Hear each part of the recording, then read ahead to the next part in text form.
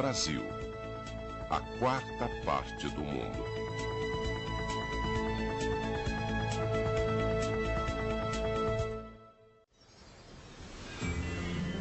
Quem são os descobridores? Em milhares de anos de civilização, será que ninguém jamais tentou cruzar um oceano? Teria sido o Estreito de Bering a única passagem do homem para o nosso continente? Teria sido Cristóvão Colombo o primeiro navegador a sentir fascínio pelo mar? Será que antes dele, algum homem branco chegou na América navegando? É claro que o Colombo não foi o primeiro homem a olhar para o mar e sentir fascínio, nem os portugueses, nem os espanhóis. A humanidade, ela sente fascínio pelo mar há muito tempo. E há muito tempo que ela se atreve em navegar. Logo, já é um contrassenso a gente ficar imaginando que o Colombo foi o primeiro a chegar. Então, o que vai acontecer? A gente vai tentar recuperar os vestígios dos navegadores que já estiveram por aqui. Agora, a gente tem que ter sempre atento à seguinte coisa. Esses navegadores anteriores ao Colombo, eles nunca vieram com a preocupação de dominar e conquistar. Somente no fim do século XX é que começamos a questionar se os ibéricos foram os descobridores da América ou os conquistadores da América. Os índios hoje reivindicam a posse original da terra. Mas todos os índios descendem dos mesmos antepassados? Portanto, quem disse que Colombo descobriu um continente foram os historiadores. E isso é uma afirmação carregada de intenção. Intenção de se passar por dono do tempo e do espaço. A terra é minha, pois eu fui o primeiro a chegar nela. O que a gente vai ver hoje é que, na verdade, existe uma história que está muito mal contada. A humanidade, ela navega no mínimo há 10 mil anos. Ou seja, muito antes do homem descobrir a agricultura, a família, o Estado, isso tudo, ele já navegava. Muito bem. O mais charmoso é a gente começar por onde? Pelo que é pouco convencional, que é pouco tradicional. A gente vai começar a tentar fazer um rol, fazer uma lista de navegadores que andaram do Pacífico em direção ao nosso continente. Qual é o primeiro povo que chama a atenção? Qual foi o primeiro povo a se aventurar pelo mar? Tá? São os chineses, né? A gente tem relatos, a gente tem registros da preocupação de chineses em relação ao mar desde o século I a.C. Tá? Existe um documento que está guardado em algum lugar na China, onde eles catalogaram aproximadamente 24 ventos. Tá? Mais adiante a gente vai ver que os portugueses eles vão ter essa preocupação também de ficar catalogando ventos. Ventos, correntes e marés. Para saber como funcionam os oceanos, precisamos catalogar os ventos, as correntes e as marés. Agora, até antes mesmo da gente começar a nossa viagem, a nossa incrível viagem pelas descobertas da América, eu quero falar uma coisa sobre a palavra mar, oceano e rio. Mesmo na Bíblia, ou quando você estuda documentos antigos, essas palavras, elas se confundem. Como assim? Muitas vezes alguém está escrevendo sobre um mar, mas ele está querendo falar sobre um rio. E às vezes ele está querendo falar sobre um rio e escreve sobre um oceano. E a gente vai ver mais adiante que esse tipo de má interpretação, em alguns casos são problemas de tradução, vão dar margem a várias interpretações, a várias fantasias de possíveis descobridores do Brasil e do Novo Mundo, claro. Mas eu quero pegar especificamente o Brasil, até por incrível que pareça, o nome Brasil, ele aparece na literatura universal antes da chegada tanto dos espanhóis como dos portugueses.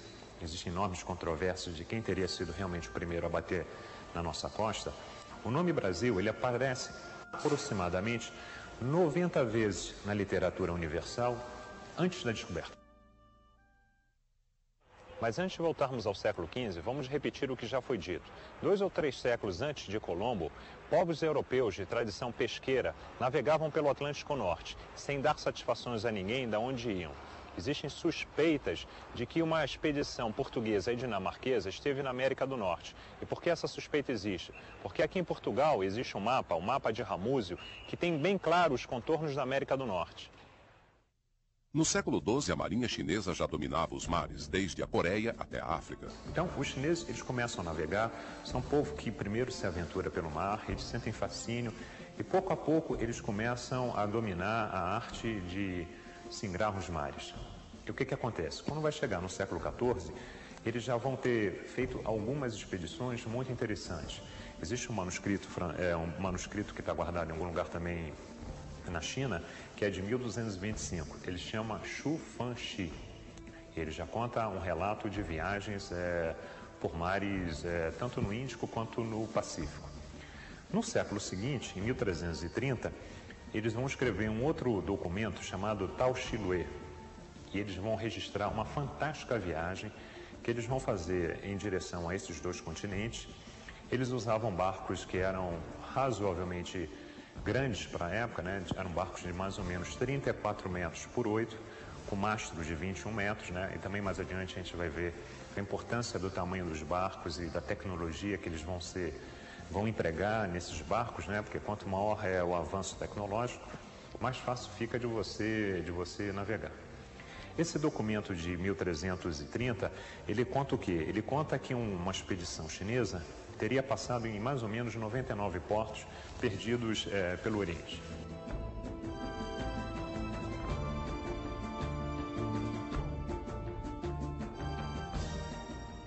E o que acontece? O que é esse programa marítimo? Ele pretende o quê? Conquistar? Dominar? Não. O imperador Yongle, ele põe esse programa em prática. Ele tem um almirante. Esse almirante tem um problema de tradução do nome dele. Algumas pessoas vão traduzir o nome dele como Shen Ho, Feng Lo, Shen Fo. Existem vários nomes, mas em geral sempre é a mesma pessoa. Esse almirante, ele vai durante 20 anos ser o responsável pelo programa chinês de navegação. O programa de navegação chinês foi tão desenvolvido quanto o programa português, 3 séculos mais tarde. Tá? E eles navegam de uma maneira incrível. Eles põem no mar uma quantidade fantástica de barcos. Nesse tempo todo foram muito mais que 300 barcos. Eles embarcaram nesse período 37 mil homens. Apesar dos 37 mil homens navegando, a marinha chinesa não visava conquistar nenhum território. A China era a maior potência do Oriente. Para eles, seus vizinhos eram bárbaros muito atrasados. Em que direção eles navegam? Eles navegam nunca em direção à América, eles navegam em direção ao Pacífico e vão depois navegar também em direção à África. Tá? Eles saem da China e vão em direção à África. Navegam também em direção ao Índico e ao Pacífico. Existem registros da presença desse navegador, Shen Ho, tanto aqui quanto em direção à África. Sendo que aqui no Ceilão, que é atual Sri Lanka, o que acontece? Existe uma inscrição que foi deixada lá, que ela é trilíngue, ela foi deixada em 3 línguas. E lá, o Shen Ho, ele fez uma oferta ao Buda, e o povo local se sentiu muito lisonjeado com a oferta de Shen Ho, e fizeram uma placa, assim, um marco comemorativo da presença dele em Sri Lanka. O budismo foi a primeira grande religião internacional. Apesar das várias adaptações locais, os ensinamentos do Buda aproximou os povos da Ásia culturalmente, sem promover nenhuma guerra.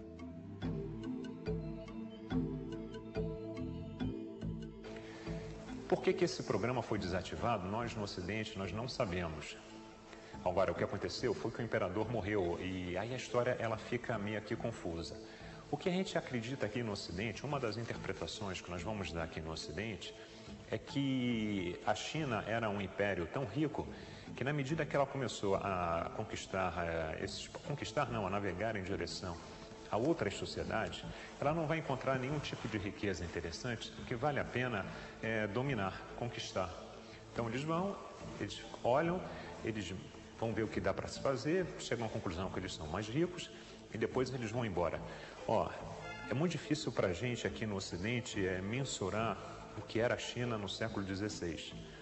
Mas os registros dos jesuítas portugueses, que são os primeiros ocidentais a chegarem na China, eles dão conta que lá no século XVI, o imperador chinês já arrecadava impostos de 60 milhões de habitantes.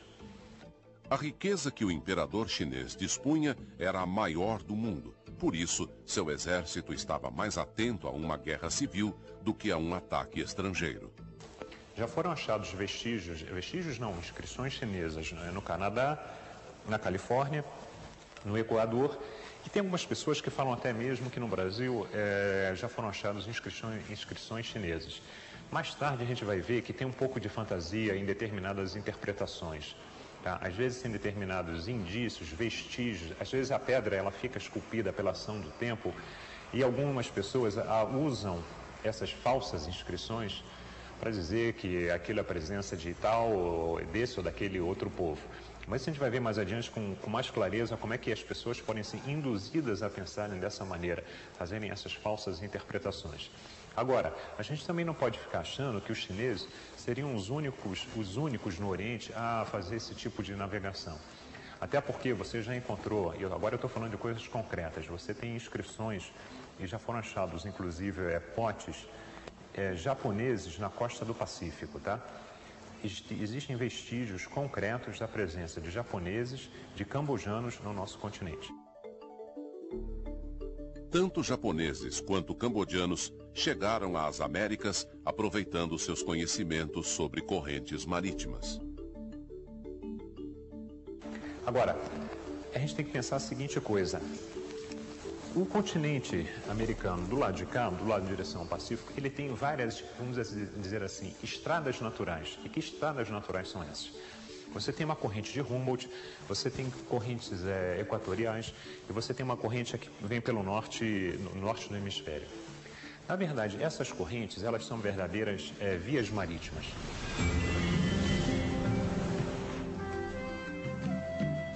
As correntes marítimas foram as grandes responsáveis pela comunicação entre os continentes.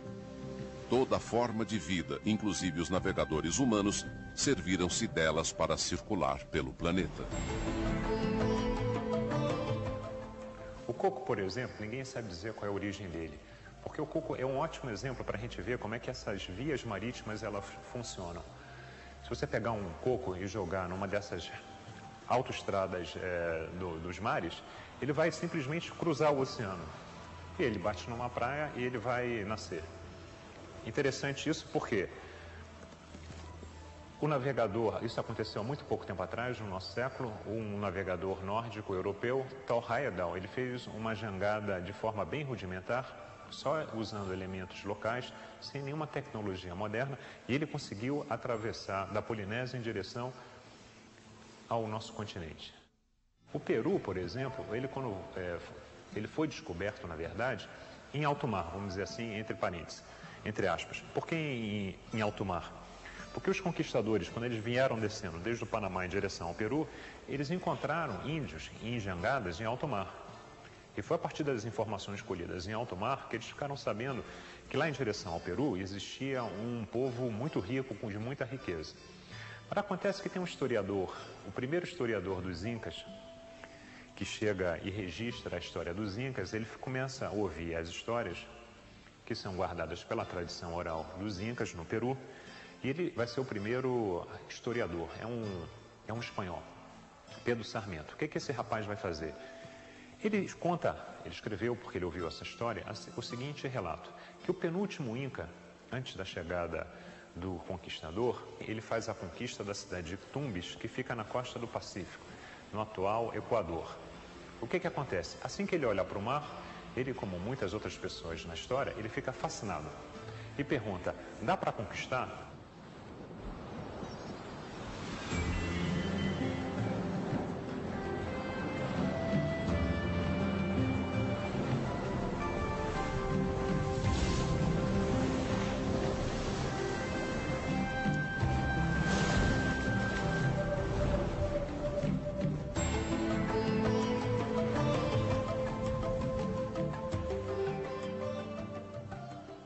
O primeiro historiador espanhol que relatou a história dos Incas foi Sarmiento de Gambo. Ele chega no Peru, ele começa a registrar tudo que a história oral conta. E ele vai escrever o seguinte relato que é passado para ele. Um dos últimos imperadores incas, Tupac Yupanqui, que viveu aí na metade do século XV, ele nasceu lá em cima no altiplano, ele desce em direção ao litoral, conquista a cidade de Tumbes no atual Equador. Quando ele olha para o mar, ele fica fascinado e pergunta, dá para conquistar? E O que dizem para ele? Os moradores da cidade de Tumbes, eles vão contar a seguinte coisa: sim, é possível, até porque, volta e meia, nós recebemos a visita de navegadores que vêm das ilhas Chubi. O que o Inca faz? Bom, se eles vêm, nós vamos. Ele vai montar uma expedição, sempre em jangadas, né? E vai se lançar no mar. Os Incas foram os grandes arquitetos que conseguiram construir uma civilização encaixando pedras com perfeição a mais de 3.000 metros acima do nível do mar. Seus barcos de junco cruzavam os lagos andinos. Quando finalmente resolveram navegar no mar, já conheciam bem a astronomia, medidas de tempo e barcos. Talvez tenha faltado aos Incas o convívio com outras civilizações com quem pudessem trocar conhecimento. Dessa forma, quem sabe, eles poderiam ter se desenvolvido mais.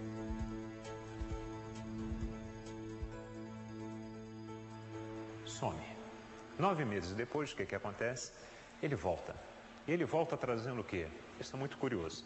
Ele volta trazendo uma carcaça de cavalo, ou seja, os americanos não conheciam cavalo. Ele traz marfim e ele vai trazer também, isso é o relato mais impressionante para os índios locais, ele vai trazer homens negros. Agora, se você pensou que esse Inca em jangada foi até a África, eu acho que você pensou muito forte. Porque o que acontece? Na Polinésia, a cor da pele dos aborígenes, ela é escura. Se você comparar, por exemplo, com o índio do nosso continente. Logo, para um índio que está vendo um aborígene que vem da Polinésia, ele é uma pessoa negra. Mas, na verdade, para nós, ele não é.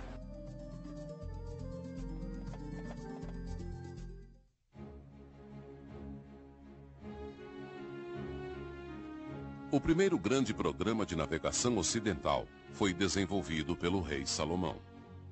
Na verdade, o primeiro grande navegador para os ocidentais é Noé. Vou pegar o segundo grande navegador da história.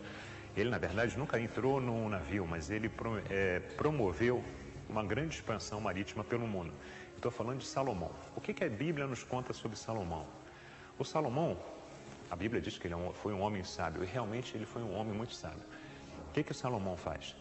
Salomão, ele é responsável pela construção do templo de Jerusalém.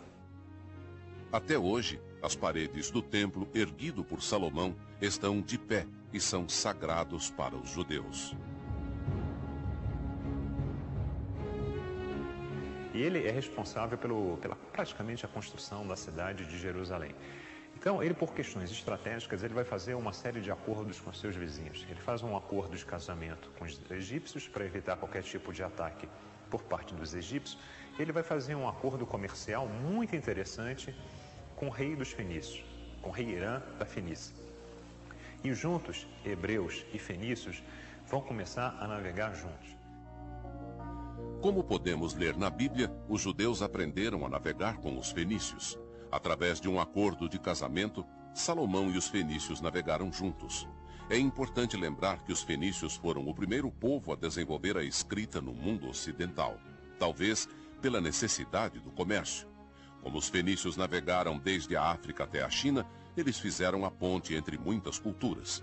Os gregos, por exemplo, devem muito da sua civilização aos fenícios.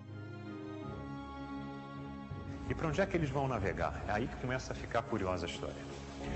Todo mundo sabe que Jerusalém fica no mar Mediterrâneo, ou seja, o porto de Jerusalém não fica no Mediterrâneo, mas o porto mais perto que você tem de Jerusalém, ele fica no Mediterrâneo, que seria o porto de Jafa. A Bíblia fala nisso. Só que Salomão e os fenícios vão navegar em direção a 2 continentes. Eles saem da cidade de Tiro, que fica no atual Líbano, e vão em direção ao Mediterrâneo. Só que eles saem também do Golfo de Aqaba, no Mar Vermelho, e vão em direção ao desconhecido. Realmente o desconhecido, porque, na verdade, a Bíblia ainda não conhece os verdadeiros contornos do mundo. E onde é que os fenícios estiveram? Agora eu estou falando de registros verdadeiros. Os fenícios estiveram até na China.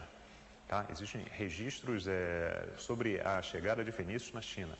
Ou seja, eles navegavam em barcos muito rudimentares. A gente tem que ter muito claro que o barco fenício, ele é um barco rudimentar, ele é movido não pela força do vento, mas pela força de remadores.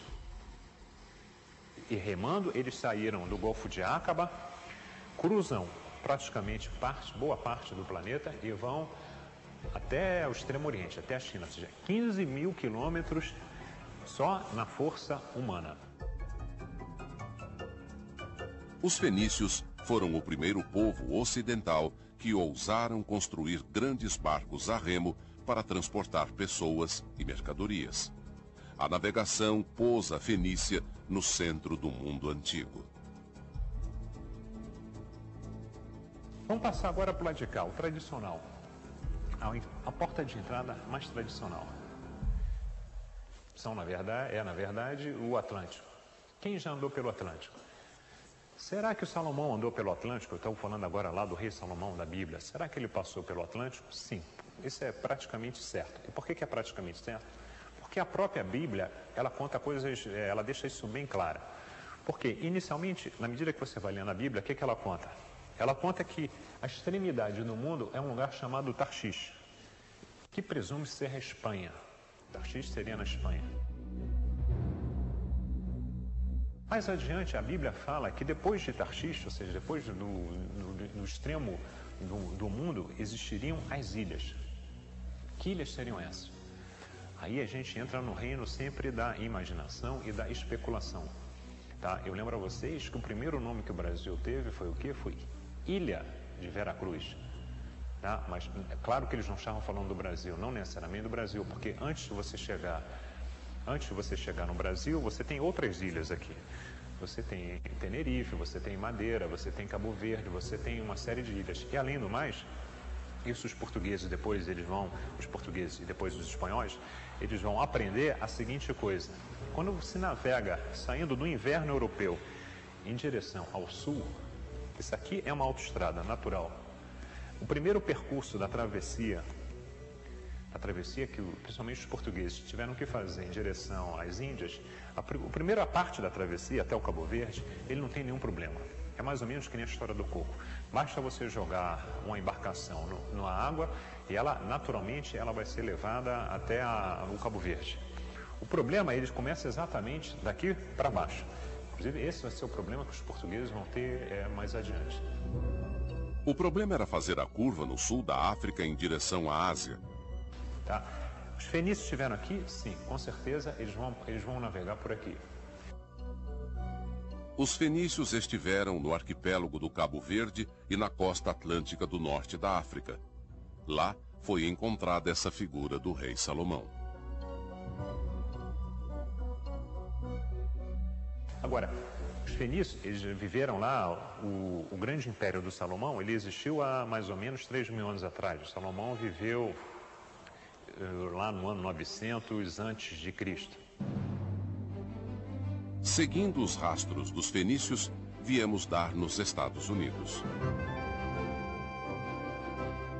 Uma outra suposta inscrição fenícia foi achada na cidade de Pouso Alto, na Paraíba, no ano de 1872. Anos mais tarde, uma tradução feita aqui em Nova York conta o seguinte relato. 15 pessoas teriam partido do Golfo de Aqaba, no Oriente Médio, contornado a África e no meio do Atlântico foram colhidas por uma tempestade. Náufragos teriam sido jogados na costa brasileira, no atual estado da Paraíba. É inacreditável que um barco a remo tenha saído de Aqaba e terminado sua viagem na Paraíba. Ainda, segundo essa tradução, ela fala do rei Irã II, que viveu há 2.500 anos atrás. O mais curioso dessa história toda é que a Universidade Federal do Rio de Janeiro já comprovou a existência de homens brancos pré-colombianos paraibanos. Na sequência, o que a gente vai ter? Depois dos fenícios, a gente vai ter gregos navegando. Tá? Na Odisseia do Homero, eles falam da navegação atrás de uma ilha, uma certa ilha de Ogígia, que supõe-se a ilha de Túlia. Na verdade, você vai ter muitos navegadores que aqui no norte da Europa começam a navegar. A navegação aqui, ela é complicada e fácil ao mesmo tempo. Ela é fácil por quê? Porque você tem uma série de ilhazinhas que vão permitindo que você navegue lentamente.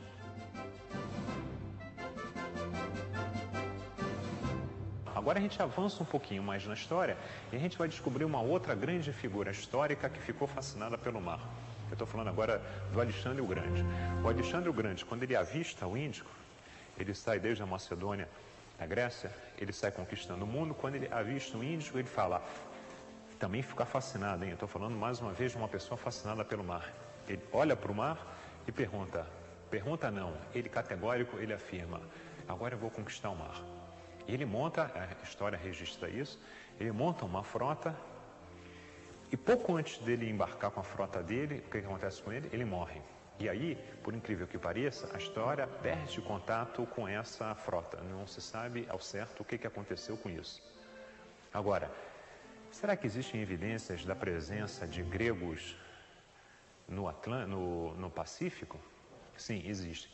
Tem uma história que é muito curiosa, que aconteceu numa localidade uruguaiana que eu falo é do Uruguai. Então, é Uruguai, melhor dizendo, é na cidade de Dores. O que aconteceu na localidade de Dores? Em Dores, um agricultor, nesse século, ele vinha lavrando a terra, daqui a pouco ele bateu nos restos lá, nos vestígios, tinha um cadáver, tinha um punhal, tinha uma armadura, tinha um elmo, tinha um capacete, tinha uma espada. Ele chama o padre olha e diz, isso é grego, grego antigo. Depois eles fazem a tradução e aquela armadura, aquelas armas pertenceriam a um certo Ptolomeu. Quem seria Ptolomeu? Não, Ptolomaio. Quem era Ptolomaio? Por incrível que pareça, Ptolomaio era um dos chefes militares, um dos responsáveis pelo programa naval de Alexandre. Será que ele bateu aqui? Isso aí já é uma suposição. Mas agora, o capitão Cook, o badaladíssimo capitão Cook, inglês, no século XVII, ele bateu também em ilhas na Polinésia, ele escreveu isso no diário de bordo, ele bate numa ilha na Polinésia e ele registra no seu diário de bordo que ele viu uma carcaça de barco grego. Portanto, você tem uma evidência forte de que os gregos também, barcos muito rudimentares, sempre remando, teriam estado também no nosso continente.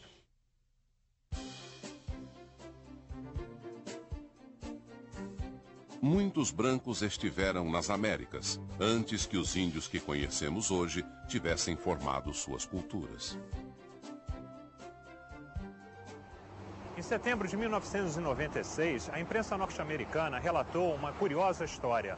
Na fronteira dos estados de Washington e Oregon, no rio Colômbia, por conta da chuva, uma ossada foi desenterrada. E o mais curioso disso tudo é que o osso da bacia estava cravado com uma ponta de sílex. Por conta disso, mandaram fazer o teste do carbono 14. E os cientistas ficaram super felizes quando ficaram sabendo que a ossada tinha mais de 9.000 anos. Só que a tribo dos índios Umatilas reivindicou para si os restos mortais daquela pessoa. Pela lei federal norte-americana, tudo aquilo que foi encontrado numa reserva indígena pertence à tribo. Uma coisa ficou certa e clara: aquela ossada não pertencia aos índios, pois eram ossos de um caucasiano, provavelmente um europeu. Agora, o documento mais impressionante que mostra a presença de navegadores entrando pelo lado de cá, pelo lado do Pacífico, é um documento turco, por incrível que pareça. Até quando a gente pensa onde fica a Turquia fica também lá em cima, dentro do Mediterrâneo. Os turcos vieram do Oriente e formaram um império em menos de um século. Só que na medida que o Império Turco começa a se expandir, eles vão começar a navegar também em direção ao Mar Vermelho. Muito bem, e que documento é esse? Esse documento ele é muito interessante, ele existe, ele está guardado lá no Museu de Topkapi, em Istambul. É um documento de 1513. Por que ele é um documento interessante? Porque em 1513 praticamente você ainda está descobrindo um mundo novo, né? Os espanhóis, por exemplo, ainda não tinham chegado no Peru. Não se conhecia ainda a ilha de Marajó, não se conhecia ainda as famosas Ilhas Malvinas, essas que ainda hoje causam uma enorme confusão entre a Argentina e a Inglaterra. O almirante turco Piri Reis navegou na América do Sul em 1513. Seu mapa é surpreendente. Os turcos já conheciam naquele tempo as Ilhas Malvinas, a foz do rio Amazonas e a ilha de Marajó, a Cordilheira dos Andes, as lhamas e as alpacas. Oficialmente para nós ocidentais, o Peru só foi descoberto em 1530. Portanto, o mapa já tinha o Peru desenhado com detalhes, mas não tinha sido descoberto ainda. Quem desenhou aquele mapa? Nenhum mapa português ou espanhol daquela época era tão completo. Será que daqui a alguns anos vamos aprender nos livros de história na escola que foram os turcos que descobriram a América? Na Cordilheira dos Andes reinavam os incas. Será que os turcos já tinham conhecimento de que os incas existiam?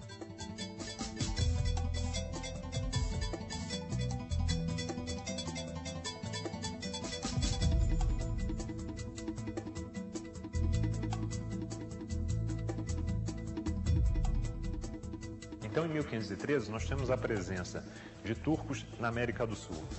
Muito antes da chegada dos espanhóis, praticamente 30 anos antes dos espanhóis, eles já conheciam a cordilheira, eles já sabiam da existência de lhamas, de alpacas, da civilização, a mesma animal lá em cima.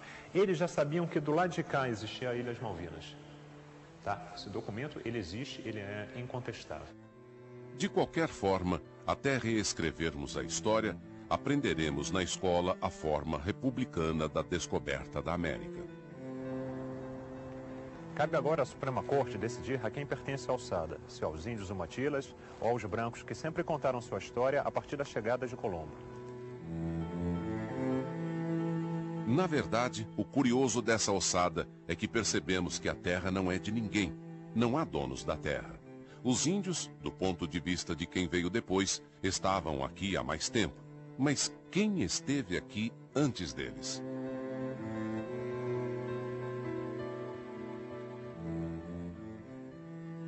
Sabemos hoje que são diferentes as origens dos índios americanos. Alguns descendem de mongóis, outros de polinésios.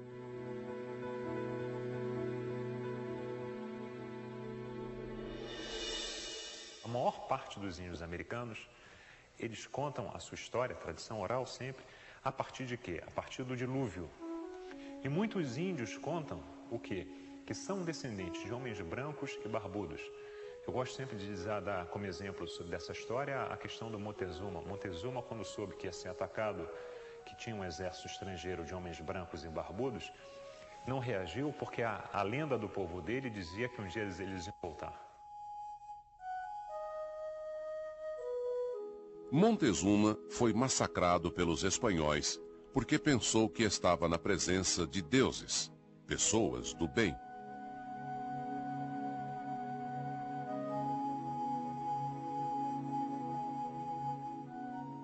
E que eram pessoas de uma civilização superior, eram quase que deuses.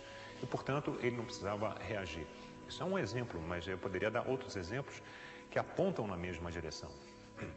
Então, na verdade, já existem indícios mais fortes da presença dessas pessoas, os próprios índios acenam com a possibilidade de terem recebido a visita de homens brancos e barbudos em tempos remotos. E para um índio, medir tempo é uma coisa muito difícil, na medida que ele não conhece a escrita. O tempo, quando ele fica muito longo para um índio, ele começa a perder a conta, até porque ele mede o tempo através das luas. Então, você mensurar 100 anos, 200 anos, 500 anos através das luas, chega uma hora que essa datação, ela perde muito da precisão. Apesar de muitos rituais bárbaros, os astecas eram bons astrônomos e conheciam bastante a matemática. Aqui no conceituado Smithsonian Institute já foi comprovada a existência de um barco romano de 2 a.C., que foi encontrado na Baía da Guanabara. Agora, existem outras provas também. Já foram encontradas moedas romanas no Brasil, nos Estados Unidos e na Venezuela. Agora, por que nunca fizeram esse tipo de registro?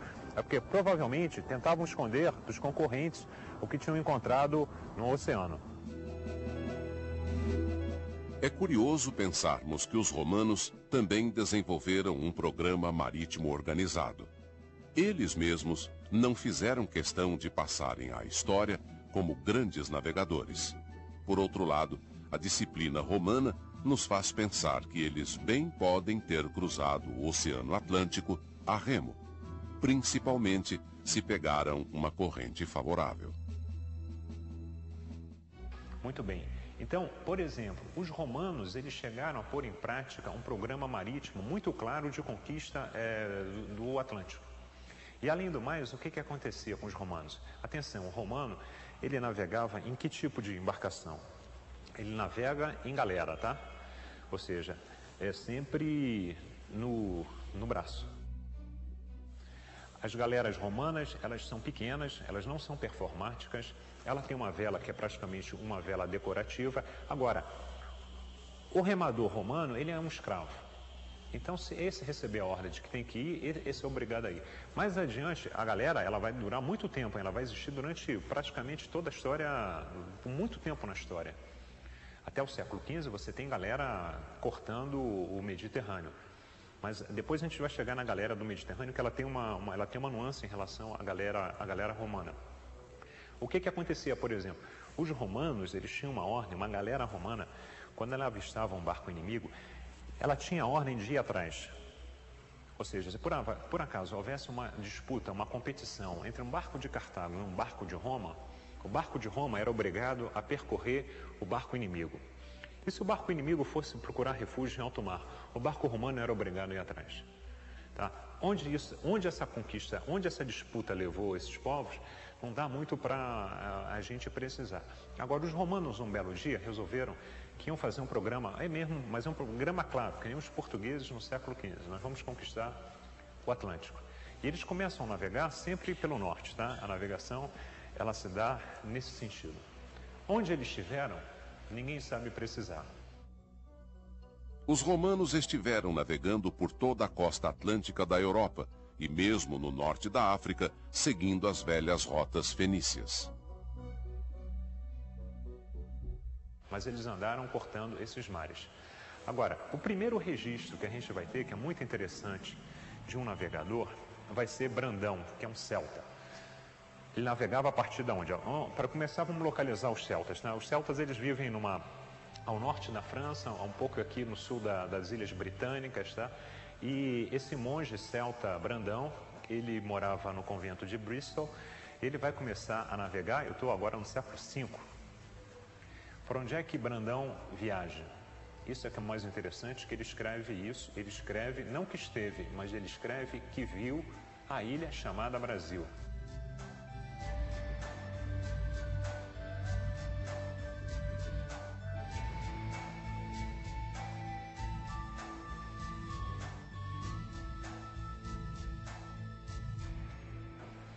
Vou recordar o que eu já falei. O nome Brasil aparece antes da descoberta, mais ou menos 90 vezes na literatura universal.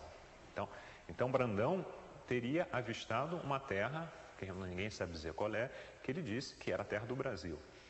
Em que tipo de barco ele viajava? Ele viajava num ponto bretão, que é também um barco muito rudimentar, também com velas muito rudimentares, é um barco com mastro e tudo mais, mas não é um barco de uma performance muito interessante. Antes de avançar com o Brandão, eu vou dar uma recuada, porque aconteceu um evento, esse evento ele também está registrado pela história, no ano 61 da nossa era. E o que aconteceu? Um belo dia, numa praia no norte da Europa, perto da Alemanha, chega uma balsa com homens de pele diferente. Provavelmente eram índios americanos, que estavam navegando, até porque os índios americanos deviam sentir fascínio também pelo mar. O que eles estavam fazendo na Europa? Na minha opinião, eles estavam indo descobrir o velho mundo. E o que acontece? Assim que eles chegam em terra firme, os romanos dominavam essa região do norte da Europa, eles são aprisionados e são dados de presente, eles já eram uma curiosidade para os habitantes do velho mundo, eles são dados de presente para o procônsul romano Quintus Melentus Celsus. Um presente, índios americanos em 61 depois de Cristo, 61 da nossa era. Muito bem, então depois nós já vimos Brandão. Agora, vamos chegando lentamente aos vikings. Os vikings, eles vão deixar escrito a chegada deles no Novo Mundo. Aí já em contexto, realmente aqui eles estiveram, e eles vão deixar uma série de documentos. Esses documentos estão todos eles guardados na Biblioteca Real de Copenhague. Antes da gente chegar no Novo Mundo, eu tenho que falar uma coisa sobre o barco que eles usavam. Porque o barco viking é o menos performático de todos esses que a gente já viu.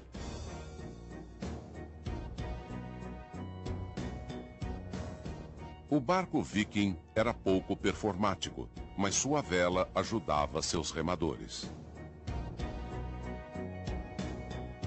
É o menor de todos. A vela que eles usavam, uma vela quadrada, também praticamente um pano decorativo. Agora, o interessante é que com esse barquinho, sem nenhuma capacidade, sem nem grande autonomia, com esse barquinho, eles fizeram coisas inacreditáveis. Só para a gente ter uma ideia, eles vão cruzar o oceano, mas eles saindo do norte da Europa, eles vão chegar a fazer ataques no Mediterrâneo. Na verdade, se eles não tivessem escrito, ninguém ia acreditar. Muito bem, e o que acontece? Eles começam a navegar em direção às ilhas. Existe um documento que está escrito de um certo navegador, Ari Madson. Esse Ari Madson, ele conta que ele pegou um vento e foi bater numa terra estranha. E o mais curioso que ele conta, atenção, eu estou falando de um documento que está guardado, está escrito. Esse documento chama Landma Madson. Esse documento, ele conta a seguinte coisa. Esse Ari, ele chegou numa terra onde existiam homens brancos.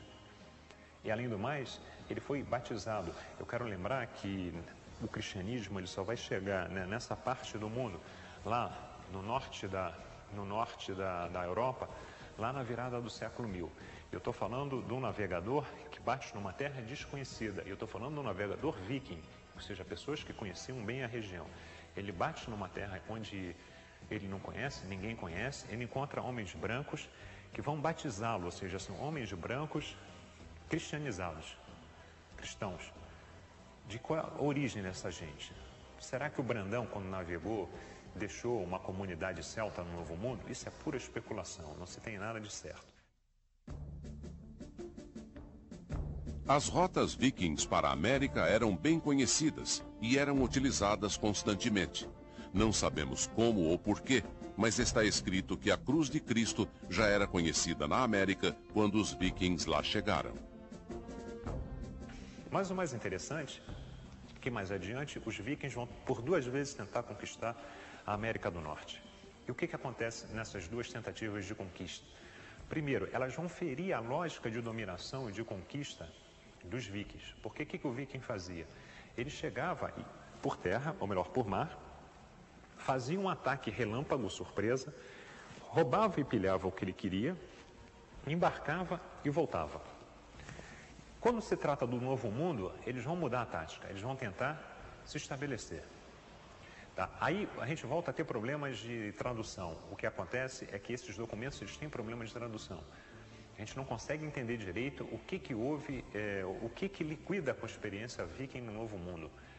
Mas o que dá para ler, o que dá para interpretar é que um belo dia a comunidade viking que está estabelecida há muito pouco tempo no Novo Mundo, ela é atacada. E ela, do dia para a noite, ela é obrigada a ir embora. E eles teriam levado crianças, eles teriam tido tempo de levar crianças do Novo Mundo em direção à Europa. E essas crianças, depois, quando elas começaram a dominar a linguagem, elas contaram coisas que são surpreendentes. Elas disseram que, por exemplo, que a cruz de Cristo já era conhecida na América. E que muitas coisas que elas viam no Novo Mundo, no Velho Mundo, elas já conheciam de casa. Tá? Isso são coisas muito curiosas, não existe uma explicação para isso.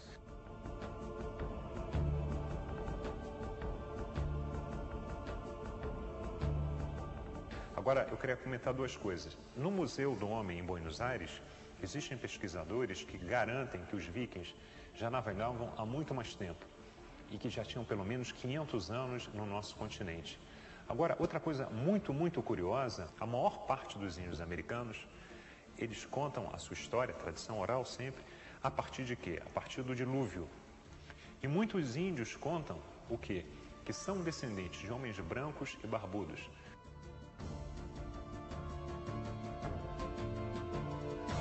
Isso é uma coisa muito interessante. Agora, será que só orientais e europeus teriam viajado? Será que nunca nenhum africano se sentiu atraído a navegar?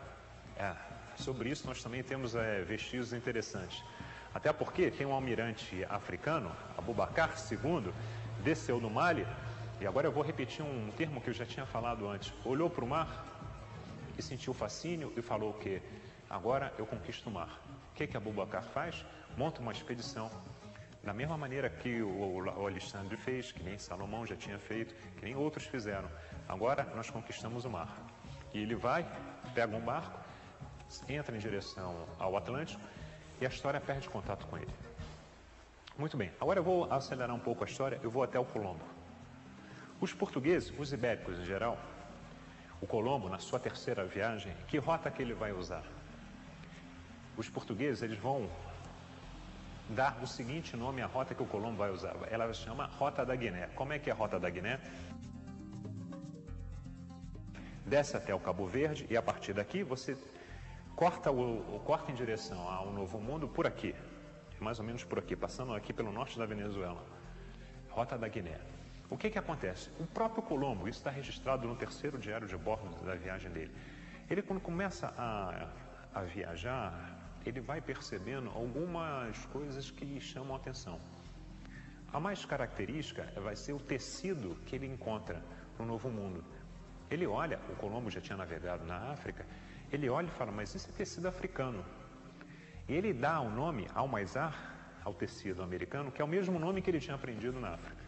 Ele fala, é o mesmo tecido, é a mesma coloração, é a mesma maneira de fazer. Mas não é só isso não. Tem um outro navegador, Vasco Nunes de Balboa, que está navegando em 1513, ele deve estar em algum lugar, ele vinha navegando em algum lugar no norte do continente, provavelmente na atual Venezuela, e ele bate num determinado lugar, e o que acontece nesse determinado lugar?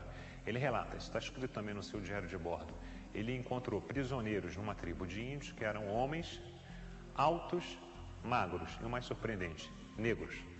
Isso está registrado. Mas será que é só isso? Não, não é só isso. No México, existem esculturas muito anteriores à chegada dos brancos. Algumas esculturas, elas têm mais de 1000 anos, que são, na verdade, elas retratam que são cabeças em terracota, cabeças que têm claramente o vestígio de tipos humanos africanos. Ninguém conseguiu explicar até hoje o motivo antropológico das cabeças encontradas no México. Não há dúvida que são pessoas negras e que diferem das pessoas retratadas nos desenhos e esculturas das outras civilizações da América Central. Existe até mesmo na Europa, na França, perto da cidade de Cahors, um museu onde eles têm a maior coleção do mundo de cabeças africanas, mexicanas, pré-colombianas. Será que em algum passado remoto existiram grandes navegadores africanos que navegaram para a América?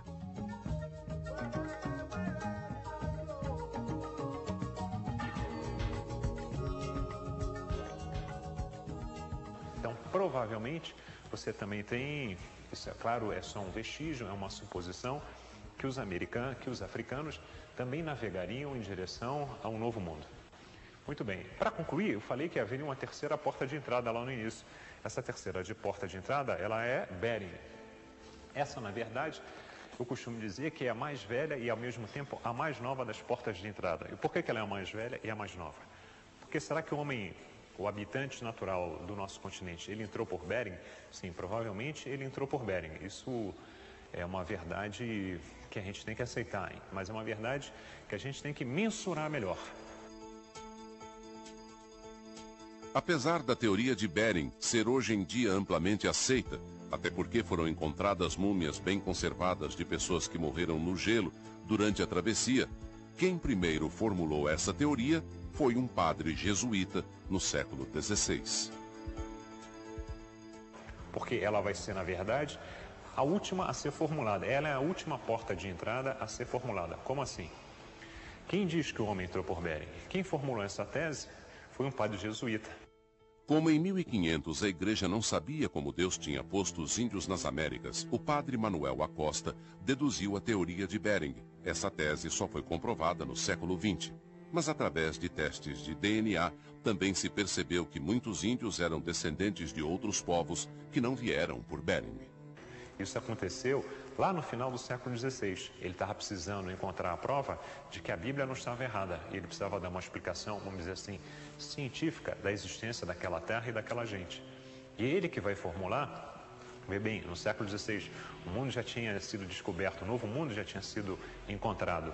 Ele é que vai formular essa tese, essa formulação de que os americanos eram descendentes de mongóis que teriam passado por Bering. Portanto, a formulação dessa tese, na verdade provavelmente isso aconteceu há 12 mil, 15 mil anos atrás, na última era glacial, portanto ela é muito velha e ao mesmo tempo a formulação dela é muito jovem. Então, o que a gente tem que se questionar é realmente, será que Colombo ele é o descobridor? Será que os ibéricos foram os primeiros a sentirem atração pelo mar? É um pouco difícil de a gente achar que em 10 mil anos de navegação humana, só os ibéricos há 500 anos atrás tiveram coragem e competência para fazer isso. Portanto, o que a gente tem que frisar e precisar nesse momento é que, na verdade, você não tem uma descoberta, você tem descobertas. O que, na verdade, você tem com a chegada dos ibéricos, principalmente do grande Cristóvão Colombo, é a conquista da América, mas nunca a descoberta, porque outros povos, com certeza, já tinham passado por aqui.